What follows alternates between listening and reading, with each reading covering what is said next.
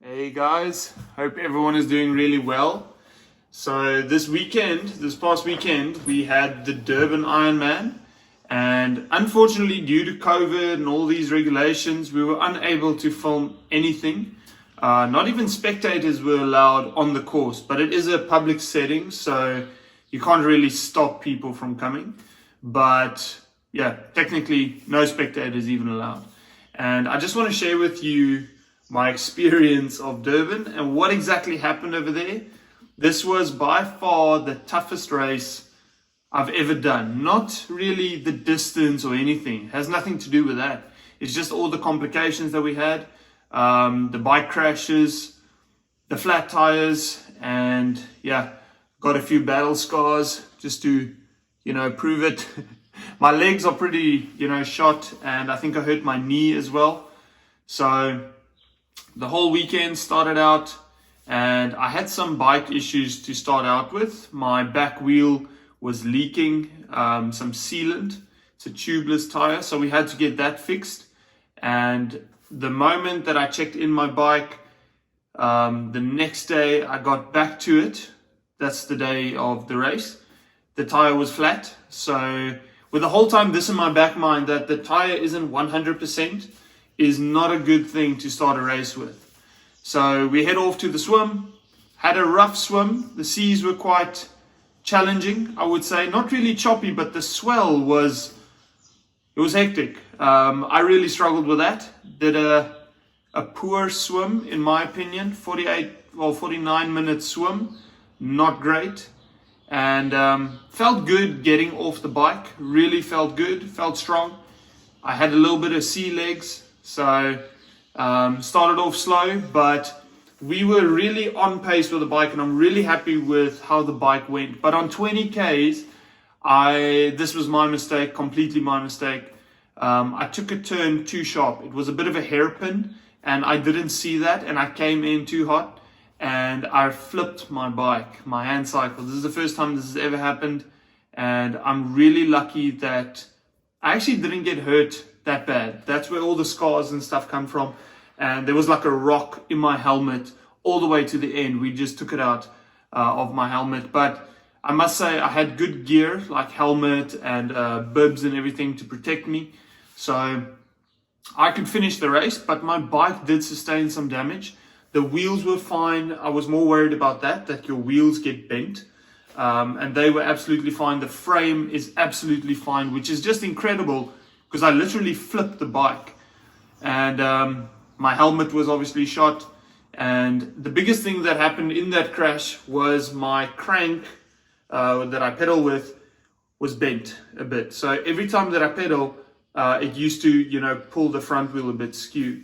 So that was the only issue that I had, but I was just committed to finish. So I realized that I'm not going to have a perfect race. I'm not going to put up a very good time for the race. And I just wanted to finish. So I head off 20 Ks, start riding again. I come to 50 Ks and I hit a massive pothole. It's almost like my bike could disappear in that pothole. Now, yeah, the moment that I hit that pothole, it was sealant everywhere, because there's sealant in my tires. And there was just sealant everywhere. I heard the massive bang sound, and I knew that my tire is completely burst. Now, the problem with this is a tubeless tire, so it doesn't have a tube in. And if you tear your tire, well, tubeless or tube tire, it doesn't matter, you're going to have some problems. So I replaced the tire, but the spare tube that I have in my kit on my bike had a flat in. Now, this is such a rookie mistake. I don't know how that happened, but it was flat. Now, as I was sitting at the next, on the road, I just started praying. I said, Lord, please send someone. Just send someone to help me fix this thing, because I don't have the right tools. I don't have any more tubes left. And my tire is completely, it has a slit in. So by God's grace, someone pitches up. Now, you must remember, I've been sitting there now for 30 to 40 minutes just trying to fix this wheel, because I just want to finish my race. Now, I was ahead of time with the bike because I had a really good bike up until 2 hours when I had the flat. And so I had some time to play with, but I underestimated how much time I really have left. So someone comes, we put a piece of cardboard between the tire and the tube to prevent that tube from pushing through the tire. So otherwise you're just going to keep on getting flat. Now this was a quick fix. I didn't know if it was going to work, but I was willing to give it a go.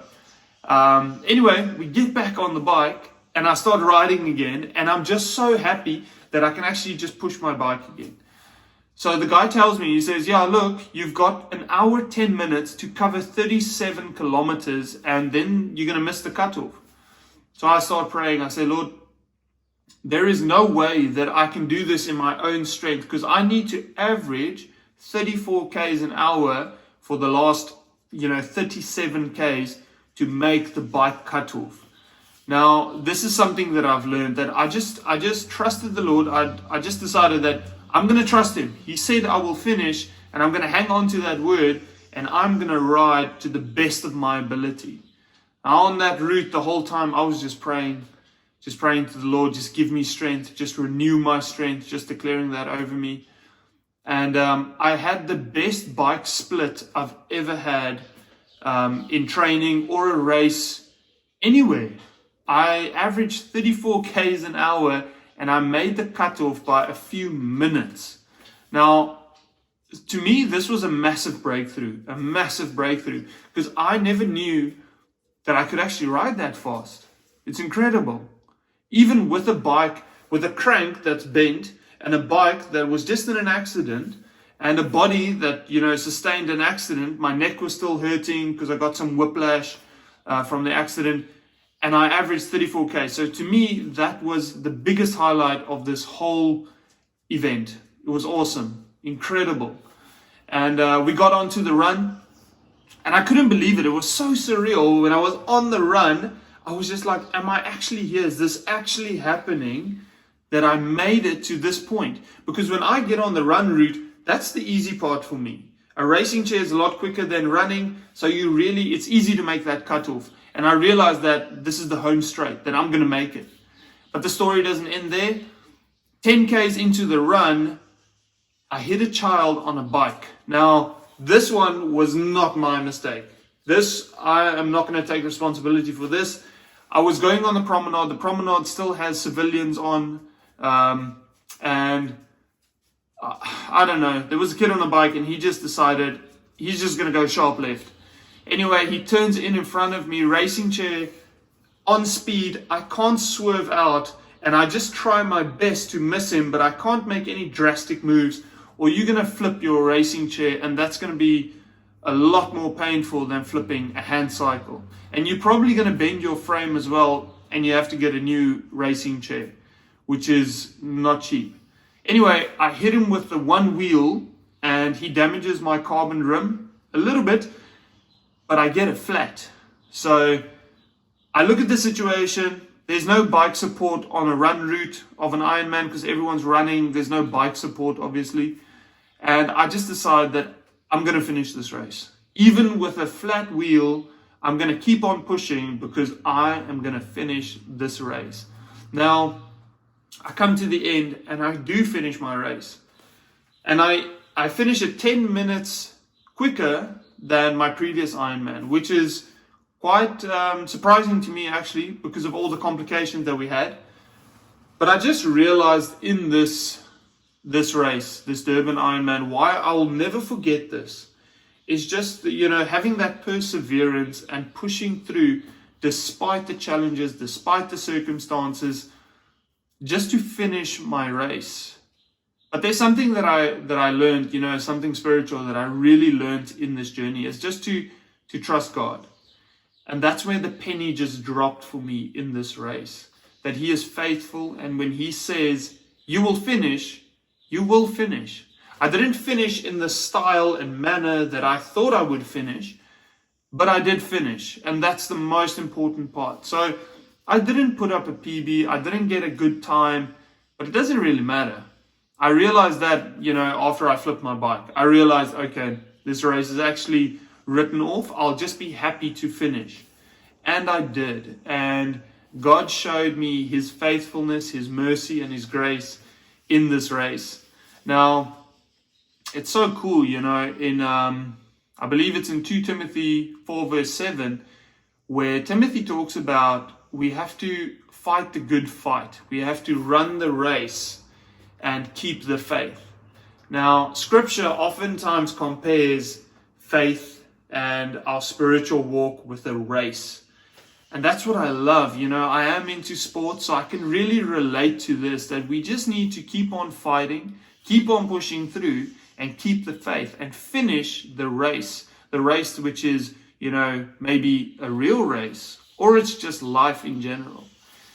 So I just had an incredible experience. Even if everything went wrong, this was the best Ironman I've ever done. It was incredible. It was a good fight, and it really tested me, you know, to the best of my abilities.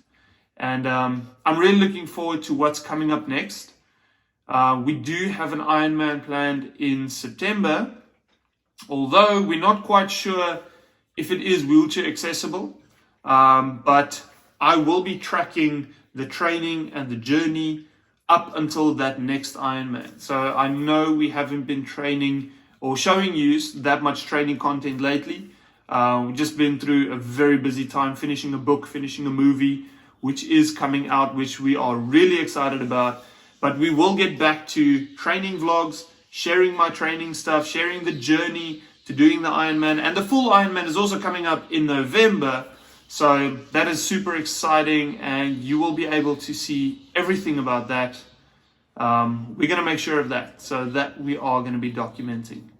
So, okay guys, thank you for watching. I just wanted to share my experience, this incredible experience that I'll never forget. And I will see you next time for another video.